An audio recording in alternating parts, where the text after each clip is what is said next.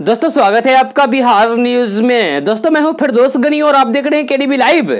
दोस्तों आज हो चुका है 13 नवंबर 2020। तो आज की बिहार की टॉप न्यूज लेकर आए हैं आपके लिए। दोस्तों वीडियो स्टार्ट करने से पहले आपसे एक रिक्वेस्ट है, अगर आप नए आए इस चैनल पर तो फिर चैनल को सब्सक्राइब करके बेल आइकन को भी प्रेस कर दीजिए और साथ में वीडियो को लाइक कीजिए, अपने दोस्तों के साथ शेयर भी कीजिए। तो चलिए दोस्तों स्टार्ट करते हैं आज का न्यूज। बिहार चुनाव में एनडीए को जनता ने एक बार फिर से मौका दिया है। जी हां, हालांकि इस बार समीकरण थोड़े बदले हुए हैं। हर बार छोटे भाई की भूमिका रहने वाले बीजेपी राज्य में दूसरे नंबर का दल बनकर उभरी है। सबसे ज्यादा सीटें पाकर नंबर 1 बने आरजेडी के पास सरकार बनाने के लिए सिर्फ 12 सीटों की कमी है। जहां जेडीयू को इस बार बहुत नुकसान हुआ है और वह सिर्फ 43 सीटों पर ही जीत पाई है। हालांकि भाजपा ने स्पष्ट किया है कि राज्य के सीएम नीतीश कुमार ही होंगे। इस बीच महागठबंधन भी अपने दावे पेश आजमा रहा है। जी हाँ, राजद की अगुवाई वाली 5 दलों के महागठबंधन ने अभी उम्मीद नहीं छोड़ी है। वह अपने 2 पूर्व सहयोगियों के संपर्क में है जो फिलहाल एनडीए का हिस्सा है। जहां अंग्रेजी अखबार द इंडियन एक्सप्रेस के एक रिपोर्ट में दावा किया गया है कि राजद मुकेश सहनी की अगुवाई वाले विकासशील इंसान पार्टी और पूर्व सीएम जीतन राम मांझी के हिंदुस्तानी युवा मोर्चा सेक्युलर के संपर्क में है। साथ ही पार्टी हैदराबाद से सांसद असदुद्दीन ओवैसी की पार्टी एआईएमआईएम से बात कर रही है। जी हाँ, रिपोर्ट में सूत्रों के हवाले से कहा गया है कि अगर 5 सीटें एआईएमआईएम और 4 सीटें वीआईपी एचएएम की महागठबंधन के हिस्से में आ जाता है तो फिर बात बन सकती है। बिहार चुनाव में एनडीए के घटक दल जेडीयू की कम सीटें आने पर राज्य में भाजपा का सीएम बनाए जाने की मांग उठने लगी है। जहां पार्टी कार्यकर्ताओं की मांग है कि बिहार की कमान अब केंद्रीय मंत्री रविशंकर प्रसाद को सौंपी जाए। इसके लिए पंफलेट्स भी छपवाए गए हैं जिन्हें सोशल मीडिया पर वायरल किया जा रहा है। जहां ऐसा ही एक पंफलेट एनडीटीवी के पत्रकार उमा शंकर सिंह ने अपने ट्विटर अकाउंट पर शेयर किया है। इसमें लिखा गया है कि मेरी सोच मेरा विचार, आप भी सोचें और विचार करें। पंफलेट में लिखा गया है कि मोदी से पुकार है कि रविशंकर प्रसाद को बिहार की कमान सौंपी जाए।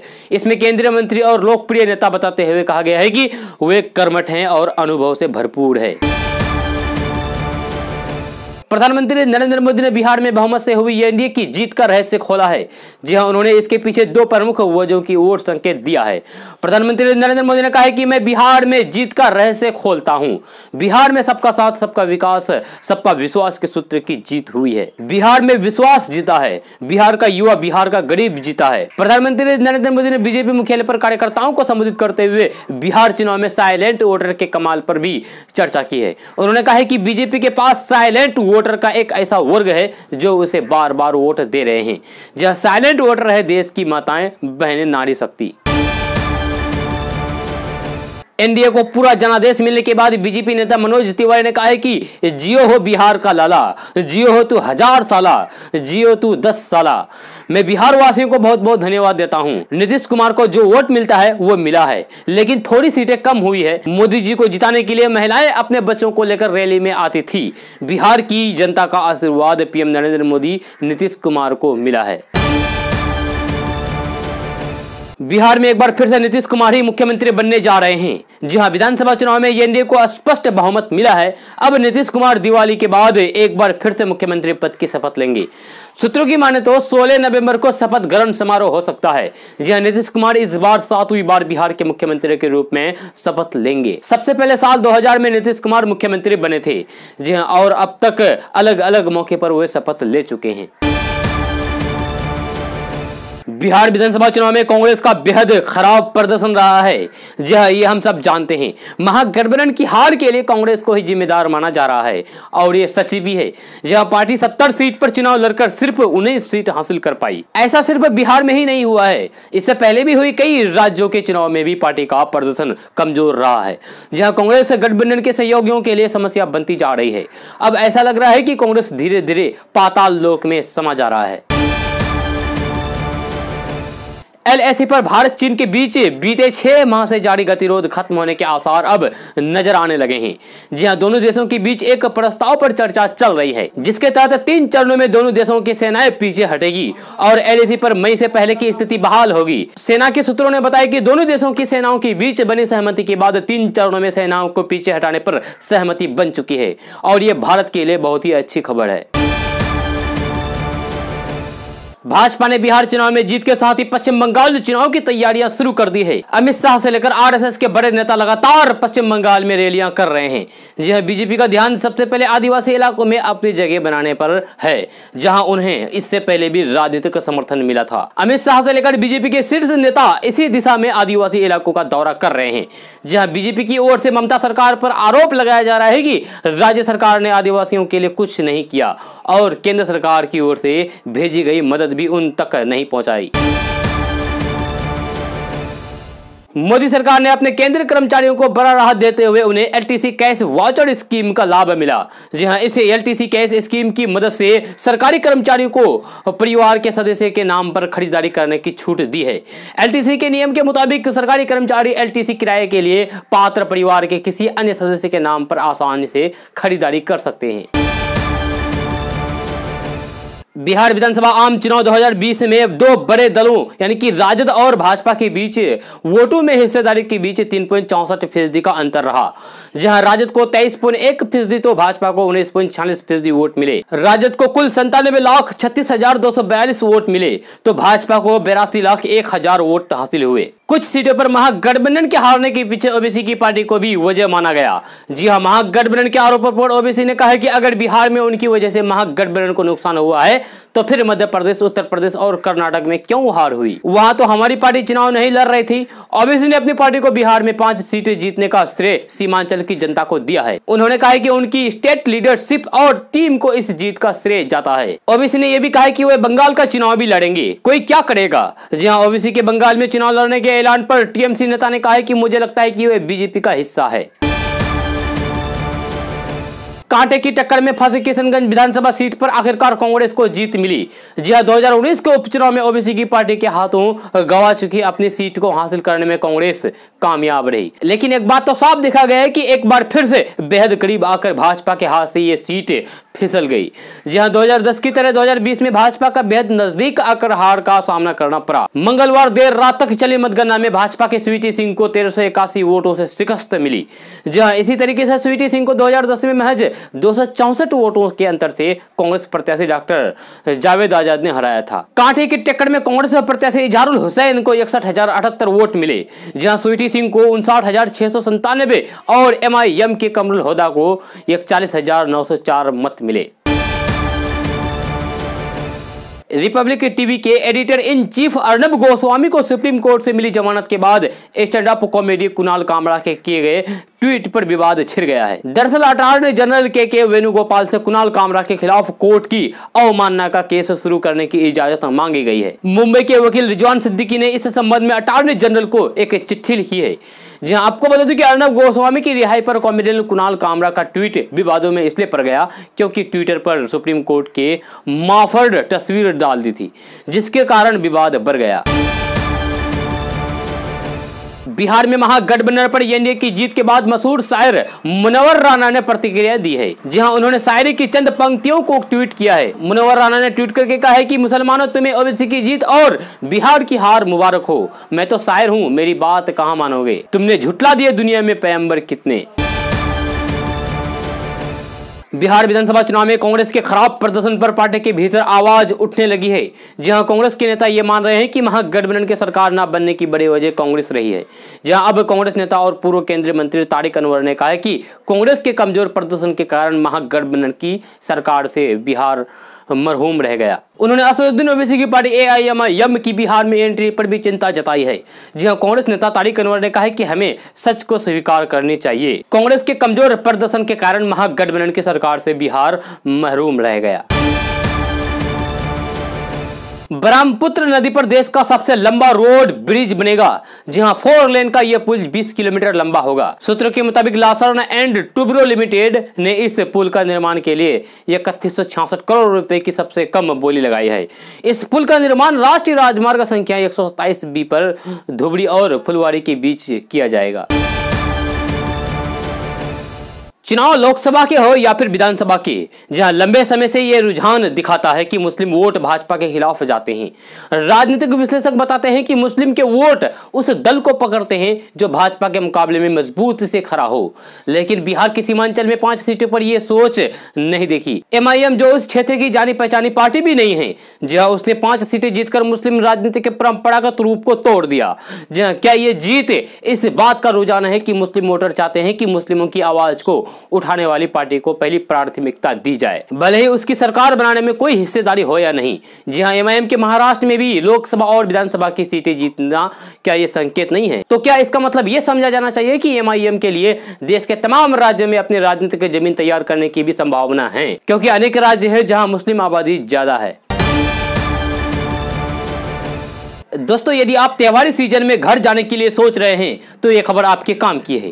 जी नहीं तो आप स्टेशन पर खड़े रह जाएंगे और ट्रेन नहीं आएगी। जी हां, किसान आंदोलन का असर कई ट्रेनों पर पड़ा है। जानकारी के अनुसार रेलवे ने आने वाले दिनों में कुल 28 ट्रेनें रद्द करने का निर्णय लिया है। यात्रियों को परेशानी ना हो इसलिए रेलवे ने बाकायदा एक नोटिफिकेशन भी जारी किया है, जिसके जरिए रद्द की गई ट्रेनों की लिस्ट भी जारी कर दी गई है। इस लिस्ट में विस्तार से यात्रियों को बताया गया है कि कौन कौन सी ट्रेनें प्रभावित हुई है, ताकि लोग अपनी यात्रा प्लान कर सके। जी हां, अगर आप भी इस लिस्ट को देखना चाहते हैं तो जारी की गई नोटिफिकेशन चेक कर सकते हैं और देख सकते हैं। देश में तेजी से बढ़ते कोरोना के संक्रमण के बीच हर किसी की नजर अब कोरोना वैक्सीन पर टिक गई है। जी हां, देश के कई राज्यों में कोरोना की दूसरी लहर को देखते हुए कोरोना वैक्सीन बेहद जरूरी हो गई है। इसी बीच अब अच्छी खबर आई है कि भारत में ऑक्सफोर्ड और एस्ट्राजेनेका की वैक्सीन कोविशील्ड ने अपने तीसरे चरण के ट्रायल की सबसे बड़ी चुनौतियों को पार कर लिया है। कोविशील्ड वैक्सीन बनाने वाली कंपनी सीरम इंस्टीट्यूट और ICIMR ने ऐलान किया है कि भारत में कोविशील्ड का सबसे कठिन दौर गुजर चुका है। जी हां, आपको बता दें कि सीरम इंस्टीट्यूट ऑफ इंडिया और ICIMR कोरोना वैक्सीन कोविशील्ड के क्लिनिक के डेवलपमेंट के लिए साथ मिलकर काम कर रहे हैं। कोविशील्ड को अमेरिका के नोवावैक्स ने विकसित किया है और सीरम इंस्टीट्यूट इसे आगे बढ़ाने का काम कर रहा है। RBI के एक अधिकारी ने बताया कि चालू वित्तीय वर्ष की दूसरी तिमाही यानी कि जुलाई सितंबर में देश का GDP एक साल पहले की तुलना में 8.6% घटने का अनुमान है। जहां इस तरीके से लगातार 2 तिमाही में GDP घटने के साथ देश पहली बार मंदी में घिरा है। आपको बता दें कि कोरोना महामारी और लॉकडाउन के असर से पहली तिमाही में 23.9% का संकुचन हुआ था। दूसरी तिमाही की GDP के सरकारी आंकड़े अभी नहीं आए हैं, लेकिन केंद्रीय बैंक के अनुसंधानकर्ताओं ने पूर्वानुमान विधि का प्रयोग करते हुए अनुमान लगाया है कि सितंबर तिमाही में संकुचन 8.6% तक रहेगा। गुरुवार को जीतन राम मांझी की आवास पर हम विधायक दल की बैठक हुई, जिसमें जीतन राम मांझी को हम विधायक दल का नेता चुना गया। वहीं जीतन राम मांझी ने कहा है कि हम मंत्री नहीं बनेंगे, पार्टी से एक विधायक मंत्री बनेंगे। उन्होंने यह भी कहा है कि शपथ ग्रहण समारोह कब होगा इसका फैसला मुख्यमंत्री को करना है। पटना शहरी इलाकों में बिजली बिल बकाया रखने वाली NDS उपभोक्ताओं को 15 दिनों का नोटिफिकेशन मिलेगा। जी हां, अगर विभाग के द्वारा तय किए गए समय तक बिजली का बिल जमा नहीं करेंगे तो फिर उनकी बिजली कनेक्शन काट दी जाएगी। पेशू ने बकायेदार उपभोक्ताओं से बिजली बिल वसूलने का निर्णय लिया है। इसके लिए 13 डिवीजन के विद्युत कार्यपालक अभियंताओं को अभियान चलाकर कार्रवाई करने का निर्देश दिया है। जी हां, इंजीनियरों के मुताबिक लॉकडाउन के समय से NDA उपभोक्ताओं का यहाँ बिजली बिल बकाया है। ऐसे ही NDS उपभोक्ताओं की पहचान करके बिजली बिल वसूला जाएगा। जहां इसमें आटा चक्की वेल्डिंग मशीन चलाने वाले उपभोक्ताएं शामिल है।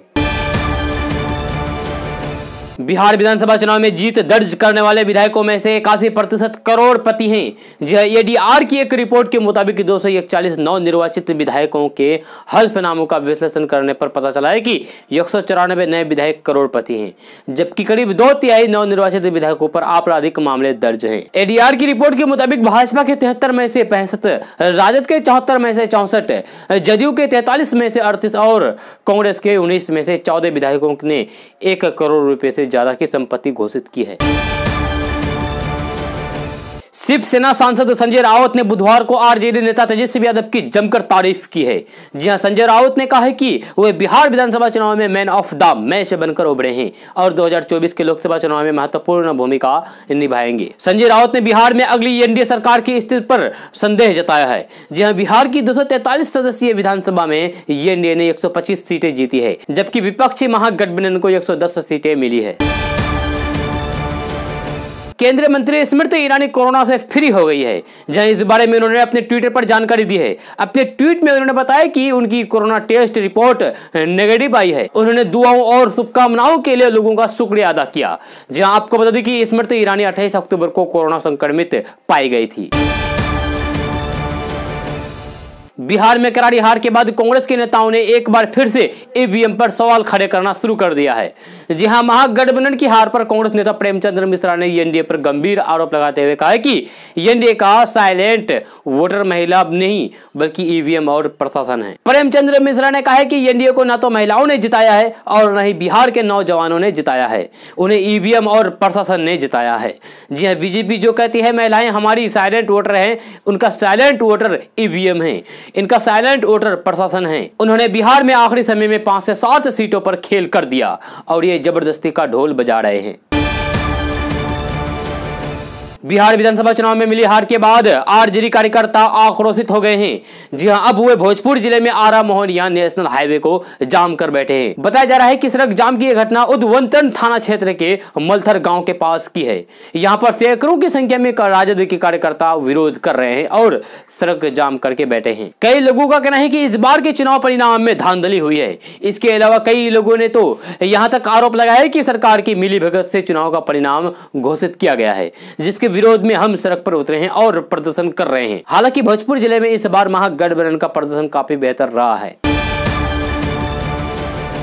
प्रधानमंत्री नरेंद्र मोदी ने सबका साथ सबका विकास सबका विश्वास के मंत्र को बिहार विधानसभा चुनाव में एनडीए को मिली जीत का सबसे बड़ा रहस्य बताया है। साथ ही एक बार फिर से सार्वजनिक मंच से स्पष्ट कर दिया है कि मुख्यमंत्री नीतीश कुमार ही बिहार में गठबंधन का नेतृत्व करेंगे, भले ही उनकी पार्टी जेडीयू का प्रदर्शन भाजपा के मुकाबले अच्छा ना रहा हो। बिहार चुनाव का रिजल्ट आ गया है, एनडीए को बहुमत मिला है और सरकार बनाने की तैयारी में है। जी हां, आरजेडी सबसे बड़ी पार्टी बनकर उभरी है, जबकि एक सीट कम पर ठहरी भारतीय जनता पार्टी दूसरे नंबर पर है। जी हां, नीतीश कुमार की पार्टी जेडीयू तीसरे स्थान पर सरक गई है। बिहार विधानसभा चुनाव में इस बार कई अमीर विधायक पहुंचे हैं, कुछ बुजुर्ग विधायकों की मौजूदगी भी देखी गई। जी हां, कुछ आपराधिक छवि वाले भी होंगे तो कुछ स्कूल में पढ़ाई से लेकर ग्रेजुएट तक पढ़े लिखे विधायक होंगे। जी हां, इस बार विधानसभा में सबसे दिलचस्प बात यह है कि जो 2 सबसे कम उम्र के विधायक हैं वे दोनों राजनीतिक परिवार से आते हैं। इसमें पहला नाम श्रेयसी सिंह का है और दूसरा तेज प्रताप यादव का है, जहां दोनों की उम्र 30 साल है। श्रेयसी सिंह जमुई से विधायक हैं तो तेज प्रताप यादव हसनपुर सीट से। श्रेयसी सिंह स्वर्ग दिग्विजय सिंह की बेटी है जो केंद्रीय मंत्री रह चुकी हैं। जहां श्रेयसी सिंह की मां पुतुल सिंह जमुई से सांसद भी रह चुकी है। दूसरी ओर तेज प्रताप यादव बिहार के सबसे बड़े सियासी खानदान से आते हैं, जिसे लालू राबड़ी परिवार के नाम से जाना जाता है। बिहार विधानसभा चुनाव में असदुद्दीन ओवैसी की एआईएमआईएम पार्टी को 5 सीटें हासिल हुई है। ये सभी सीटें बिहार के सीमांचल इलाके से आई है। जहां वही इन सीटों से जीतने वाले विधायकों ने हैदराबाद पहुंचकर पार्टी के मुखिया असदुद्दीन ओवैसी से मुलाकात की है। जहां आपको बता दें कि एआईएमआईएम ने किशनगंज की 2, पूर्णिया की 1 और अररिया की 1 सीट पर जीत दर्ज की है। जानकारों का कहना है कि क्षेत्र की जनता ने कांग्रेस और राजद के विकल्प के रूप में एआईएमआईएम को तरजीह दी है। पार्टी की इस सीट से समर्थकों में जबरदस्त उत्साह देखा जा रहा है। सोनी टीवी के चर्चित शो कौन बनेगा करोड़पति के 12वें सीजन में नाजिया नसीम ने बुधवार को इतिहास रच दिया है। जी हां, नाजिया नसीम केबीसी 12 की पहली करोड़पति बनी है। शो के होस्ट अमिताभ बच्चन ने नाजिया नसीम से 15 सवाल पूछे, जिनके लगातार सही जवाब देते हुए उन्होंने 1 करोड़ रुपए की रकम जीत ली। हालांकि नाजिया नसीम आखिरी सवाल का जवाब नहीं दे पाई और 7 करोड़ की फाइनल रकम जीतने से चूक गई। जहां करोड़पति बनने के बाद नाजिया नसीम बेहद खुश हैं और उनका कहना है कि जिस किसी इंसान के अंदर कौन बनेगा करोड़पति में जाने की इच्छा है उसे वहां जरूर जाना चाहिए। यह शो आपकी लाइफ बदल देगा। राजद नेता तेजस्वी यादव की तारीफ करते हुए भाजपा नेता उमा भारती ने जोर देते हुए कहा कि तेजस्वी यादव की उम्र एक तरफ है, लेकिन अभी वे एक राज्य को चलाने के लिए पर्याप्त रूप से अनुभवी नहीं हुए हैं। जहां लेकिन तेजस्वी यादव अच्छा लड़का है। उमा भारती ने कहा कि तेजस्वी थोड़े और बड़े होने के बाद नेतृत्व कर सकते हैं, यानी कि सीएम बनकर सरकार चला सकते हैं। उमा भारती ने मीडिया से बातचीत करते हुए कहा कि लालू प्रसाद यादव ने बिहार को जंगल राज में धकेल दिया था, लेकिन उनके बेटे तेजस्वी यादव अच्छे लड़के हैं और वे अभी सरकार चला नहीं सकते। जहां सरकार चलाने के लिए उसको और भी अनुभव होने की जरूरत है। प्रधानमंत्री किसान सम्मान निधि योजना के तहत लाभार्थी किसानों को सालाना 6,000 रुपए की मदद दी जाती है। जी हाँ, डीबीटी के तहत किसानों को ये पैसा दिया जाता है। किसानों को अब तक इसके जरिए 6 किस्त जारी किए जा चुकी हैं, जहां अगली किस्त 18 दिनों के भीतर दी जा सकती है। इस योजना के तहत साल में 2-2 हजार रुपए की 3 किस्त जारी की जाती है। ऐसे में अब 7वीं किस्त 1 दिसंबर से आने शुरू हो जाएगी। जी हाँ, दरअसल योजना के तहत पहली किस्त 1 दिसंबर से 31 मार्च के बीच आती है। वही दूसरी किस्त 1 अप्रैल से 31 जुलाई और तीसरी किस्त 1 अगस्त से 30 नवंबर तक किसानों के खाते में डायरेक्ट ट्रांसफर कर दी जाती है। दोस्तों, हम आपको हमारे देश के उन विभागों के बारे में बताने जा रहे हैं जहां सबसे ज्यादा घूस ली जाती है। जहां हमारे देश भारत में सबसे ज्यादा भ्रष्टाचार, संपत्ति निबंधन और भूमि से जुड़े मामलों में है और सबसे अधिक 26% घूस के मामले इस विभाग से जुड़े हैं। इस बारे में जानकारों का मानना है कि भारत के कई राज्यों में चकबंदी नहीं होने और जमीन के कागजात पुरखों के नाम पर होना इसकी सबसे बड़ी वजह है। और दूसरी बड़ी वजह तेजी से संपत्ति की कीमतों में इजाफा होना है। जहां बड़े शहरों से लेकर छोटे शहरों तक में जमीन की धोखाधड़ी से जुड़े मामले सामने आते रहते हैं। पुलिस भ्रष्टाचार और घूसखोरी के मामले में दूसरे स्थान पर हैं। देश में 19% घूस के मामले इस विभाग से जुड़े हैं। कुछ ही समय पहले बिहार के राजधानी पटना में घूसखोरी का मामला सामने आया था, जहां महात्मा गांधी सेतु पुल पर ओवरलोडेड वाहनों को पार करने के लिए घूस लेने के आरोप में एक साथ 45 पुलिस वालों को निलंबित कर दिया गया था। घूस लेने के मामले में नगर निगम भी पीछे नहीं है, जहां घूस के 13% मामले इसी विभाग से जुड़े हैं। सर्वे में शामिल 3% लोगों ने बिजली विभाग में घूस देने की बात कही है, जहां प्रीपेड मीटर आने के बाद इस विभाग में भ्रष्टाचार के मामले में कमी आई है, लेकिन पैसे लेकर कनेक्शन जोड़ने और काटने का मामला तो चलता रहता है। सर्वे में शामिल 13% लोगों ने ट्रांसपोर्ट ऑफिस में घूस देने की बात कही है। इस बारे में जानकार बताते हैं कि ट्रांसपोर्ट विभाग के कर्मचारी हाईवे पर वाहनों को पास देने से लेकर कार्यालय में ड्राइविंग लाइसेंस बनवाने तक के काम के लिए घूस लेते हैं, जहां 5% लोगों ने बताया कि उन्होंने जल विभाग में घूस दी है और वहीं 13% लोगों ने अन्य विभागों में घूस देने की बात कही है। वित्त मंत्री निर्मला सीतारमण ने राहत पैकेज का ऐलान किया है। जी हां, निर्मला सीतारमण ने कहा है कि एक देश एक राशन कार्ड अब 28 राज्यों और केंद्र शासित प्रदेशों में लागू है। आत्मनिर्भर भारत रोजगार योजना को लॉन्च किया जा रहा है ताकि नए रोजगार के सृजन को प्रोत्साहन दिया जा सके। यह योजना 1 दिसंबर 2020 से लागू हुई। नई दिल्ली में सीतारमण ने कहा है कि अर्थव्यवस्था के हालात में बहुत सुधार हुआ है। कोरोना के सक्रिय मामले 10 लाख से घटकर 4,89,000 हो गए हैं। प्रोत्साहन पैकेज की घोषणा करने के दौरान वित्त मंत्री निर्मला सीतारमण ने कहा है कि अर्थव्यवस्था में मजबूत सुधार है। कोरोना के सक्रिय मामले में गिरावट आई है। सीतारमण ने कहा है कि अक्टूबर में जीएसटी संग्रह वर्ष आधार पर 10% बढ़ा है। बैंक ऋण में 5.1% का सुधार हुआ है। ऊर्जा खपत में वृद्धि के रुझान है। आरबीआई ने अपनी रिपोर्ट में तीसरी तिमाही में सकारात्मक ग्रोथ की भविष्यवाणी की है। पहले उम्मीद थी कि ये ग्रोथ चौथी तिमाही में होगी। बिहार में सरकार के गठन पर मंथन शुरू हो गया है। जी हां, हम पार्टी के मुखिया जीतन राम मांझी ने अपने नवनिर्वाचित विधायकों के साथ नीतीश कुमार से मुलाकात की है। उनके साथ उनके बेटे संतोष मांझी भी थे। इस दौरान मांझी के साथ उनकी पार्टी के 4 विधायक भी मौजूद रहे। जी हां, जीतन राम मांझी ने नीतीश कुमार से मुलाकात करके उनको अपना समर्थन पत्र सौंपा। सीएम आवास पर नीतीश कुमार से मुलाकात के बाद जीतन राम मांझी ने कहा है कि हम मंत्री नहीं बनेंगे। शपथ ग्रहण कब तक होगा, इस सवाल का जवाब में मांझी ने कहा है कि ये तो मुख्यमंत्री ही तय करेंगे। जी हां, इसके अलावा आज जेडीयू दल की बैठक भी हुआ है, जिसमें नीतीश कुमार को सर्वसम्मत विधायक दल का नेता चुना गया है। राजधानी पटना में गुरुवार को राबड़ी आवास पर महागठबंधन की बैठक हुई है। इस बैठक में 110 विधायकों ने नेता प्रतिपक्ष बनाए जाने के साथ साथ महागठबंधन का नेता भी चुन लिया है और तेजस्वी यादव के नाम पर मोहर लगा दी है। राबड़ी आवास पर हुई बैठक में राजद के नेता, कांग्रेस और वाम दल के विधायक मौजूद रहे। इस बैठक में राजद के नेताओं के साथ साथ पार्टी के राज्यसभा सांसद अखिलेश सिंह, बिहार प्रभारी सचिव वीरेंद्र सिंह राठौड़ भी शामिल रहे। जहां इससे पहले कांग्रेस के नवनिर्वाचित विधायकों की पटना स्थित पार्टी मुख्यालय सदाकत आश्रम में भी बैठक भी हुई। बैठक में नवनिर्वाचित विधायकों ने एक दूसरे को मिठाई खिलाकर बधाई दी। जहां इस मौके पर पार्टी के वरिष्ठ नेताओं ने नवनिर्वाचित विधायकों के साथ मंत्रण किया। लोजपा नेता चिराग पासवान ने बिहार विधानसभा चुनाव में जदयू के खिलाफ उम्मीदवार को उतारने के अपने निर्णय का बचाव करते हुए बुधवार को कहा कि वे भाजपा को लाभ और नीतीश कुमार की जनता दल यूनाइटेड को नुकसान पहुंचाना चाहते थे और इसमें वे सफल रहे। चिराग पासवान ने यह भी स्पष्ट किया है कि अगर जेडीयू को कम सीटें आने के बावजूद भी एनडीए नीतीश कुमार को मुख्यमंत्री बनाने का निर्णय पर कायम करता है, तब वे बिहार में उस सरकार का समर्थन नहीं करेंगे। जी हां, लोजपा नेता संवाददाताओं से कहा है कि हमने पहले ही स्पष्ट कर दिया था कि ना तो महागठबंधन और न ही नीतीश कुमार हमें स्वीकार होंगे। दोस्तों, आज का न्यूज़ बस यहीं तक। कैसा लगा जरूर अपना सुझाव दीजिएगा नीचे कमेंट बॉक्स में कमेंट करके। अगर आप नए आए इस चैनल पर तो फिर चैनल को सब्सक्राइब करके बेल आइकन को भी प्रेस कर दीजिए और साथ में वीडियो को लाइक कीजिए, अपने दोस्तों के साथ शेयर भी कीजिए। तो चलिए दोस्तों, फिर मिलते हैं अगले वीडियो में। जय हिंद, जय बिहार।